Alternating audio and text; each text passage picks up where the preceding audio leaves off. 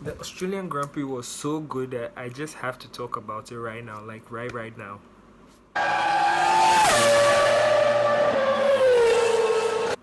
Hey guys, welcome. It's Atubakman, the Red Line Freak. And if you haven't subscribed to this channel, if you're new to this channel, please subscribe, like this video, leave me a comment, and turn on the post notification bell so that way you get to know any and every time I drop a video.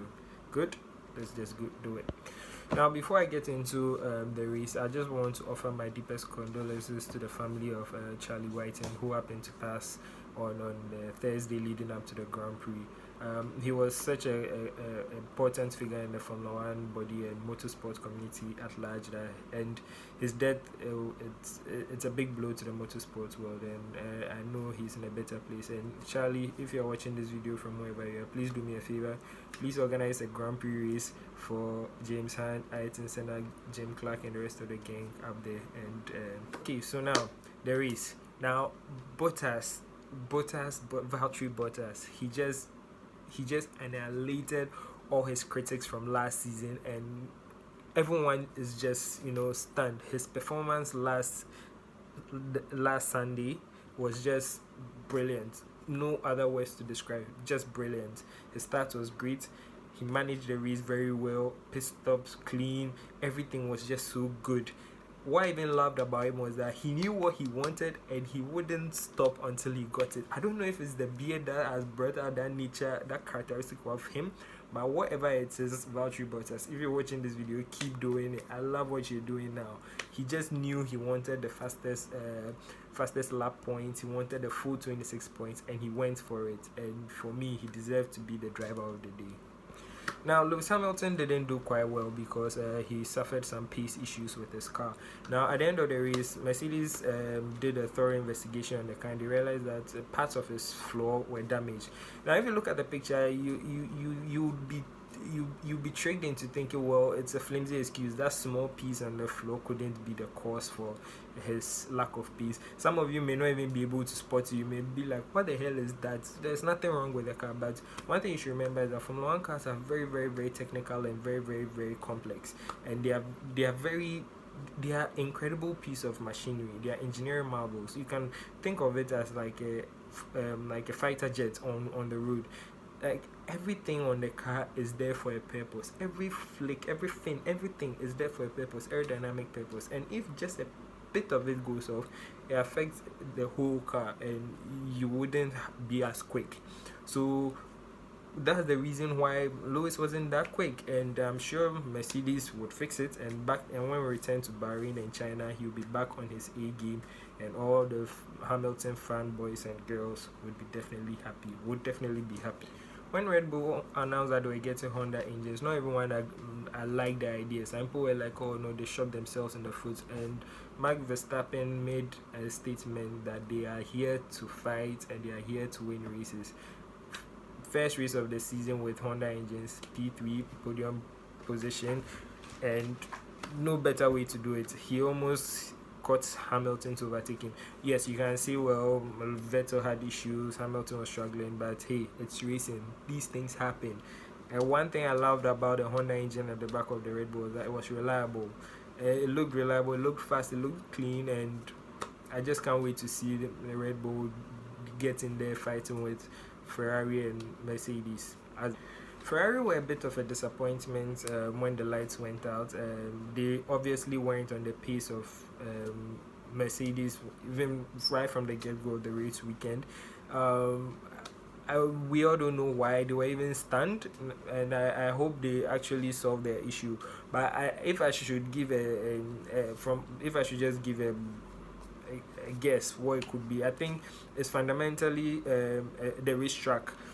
Australia is not a proper racetrack like Bahrain or China, and also the two conditions they did the testing and the race, they are very different. When they did the test in Barcelona, it was cold, it was winter thereabout, so it was cold. Track temperatures were cool. The racetrack in Spain is also smooth and easy flowing and all that, but in Australia it was hot.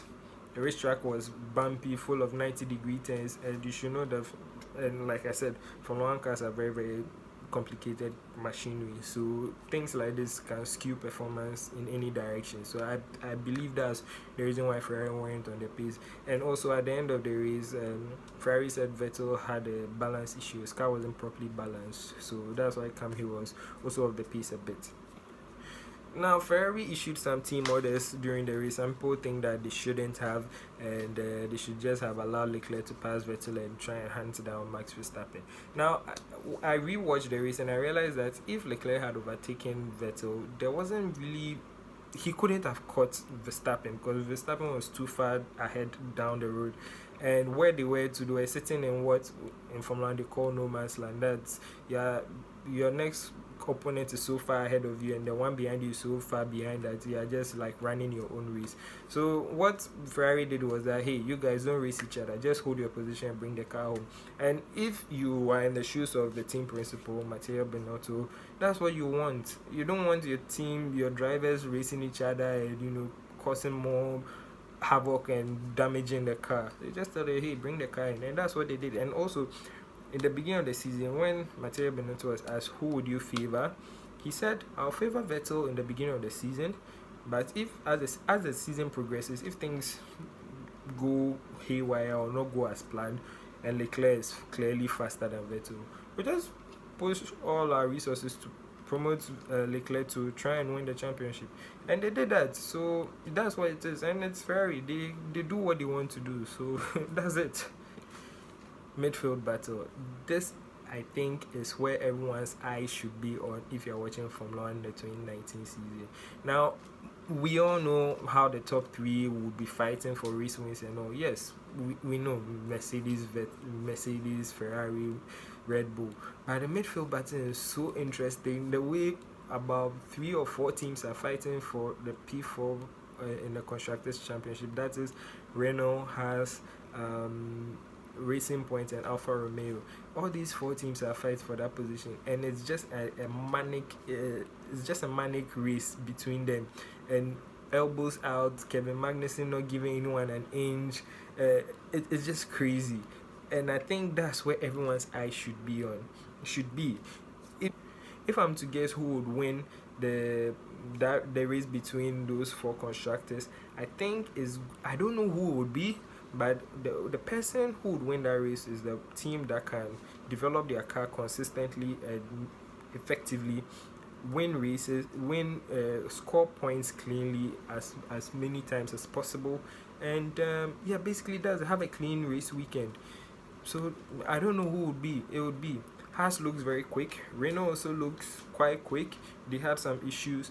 Alfa Romeo also looks quite quick. Racing Point also look quite quick. So it's going to be very interesting. So I am going to keep my eye on that battle a lot, because it's really interesting how they are all bunched up and trading punches and all that. So it's really going to be nice.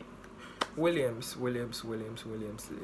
It's very disheartening for me to see Williams at that position struggle, not even in the position to even fight. They are just in no man's land at the back.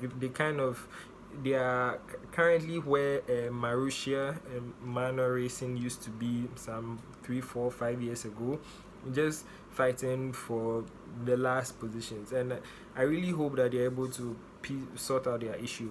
When George Russell was asked what the issue with the car was, he said they found it. He didn't really say what it was. He said they found it and it will take months to fix. And usually, if someone in Formula 1, an engineer or driver, tells you that, that means what he's trying to tell you that the fundamental of the car, that's the chassis, is crap. So that means it's going to take a really long time for them to correct it. And they will be caught in a dilemma. Do we bin this project, the 2019 season, and focus on 2020 or 2021? If I'm their team principal, Claire Williams, I'll just tell them that 2019, it looks like we are going to be like, so let's just turn our attention to 2020 and 2021. When the new regulations come in, then we'll fight from there.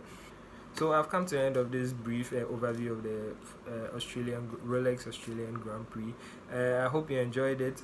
If you are new to this channel, like I said, please like this video, leave a comment, and subscribe to the channel. And yeah, that's the way you can support me to keep making these videos and share my passion with you. And also, I just want to let you know, if you're in town, Accra, and you want to watch Formula One races live. There'll be a viewing party that will be going on for each race. Currently, I don't really know the details now, but I know it's being planned. So if you would like to watch Formula One races live, just follow me on my Instagram. That's @Bachman_. Follow me on my Instagram, and whenever the viewing party is about to take place, I'll put it up there, and you will know, and you can come and join fellow Formula One fans and car freaks like me there at the viewing party. We watch the races and talk and have a good time. So without much ado, thanks for watching. Don't forget to like the video, leave a comment, subscribe, and turn on post notification bell. And I'll see you in the next one. Thanks for watching, and have a good day, have a good week, and I'll see you in the next video, which would be a preview to the Bahrain Grand Prix. Yes, I just let the cat out of the bag. So I'll see you. Stay safe. Peace out.